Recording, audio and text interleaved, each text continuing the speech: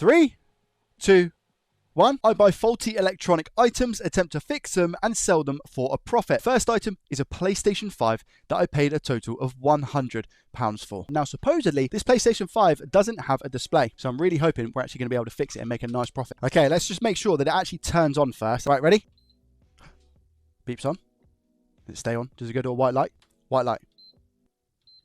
I mean, it's making a beep like there's a disc in there. I'm a little bit confused though how I'm pressing the button for the eject and nothing is ejecting. Let's get this one torn down. PS5, come alive. I think we're missing 2 screws actually. That is the wrong screw to go in there. Oh dear.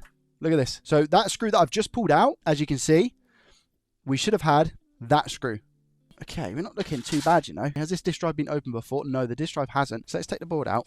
And let's have a butcher's over on yonder scope. I'm unaware if the HDMI retime has been changed. There is a lot of flux around here, but I don't know if that flux is from the HDMI port itself. What I want to do is give it a clean because there's a lot of flux there. And it makes it hard to see solder connections when you've got a lot of flux. Like, you can't really see any of that stuff. So we're just going to blast 480, come in with microfiber cloth, and just clean up some of this flux that we have in this area.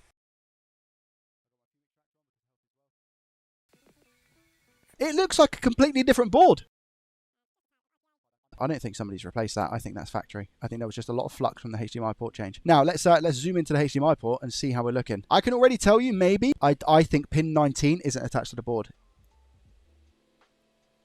What did I say? All this needed was this to be soldered down, and it would have worked. We are going to give this 480 degrees Celsius, airflow speed 99%.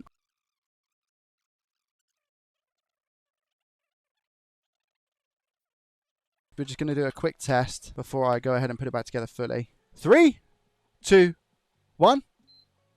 Power's on. Good. We hope anyway it goes to a white light. Now I need to sort my monitor out twice. Do we get a HDMI display? Here we go. It's looking good. There it is. We have a display. Lovely jubbly. I just need to make sure the disk drive works actually, because if the disk drive doesn't work, I'm going to be disgusting. No, it doesn't take the disk. Okay, let's go ahead and turn it off and inspect what the situation is. Is this cable okay? Yeah, I'll swap the room and cables.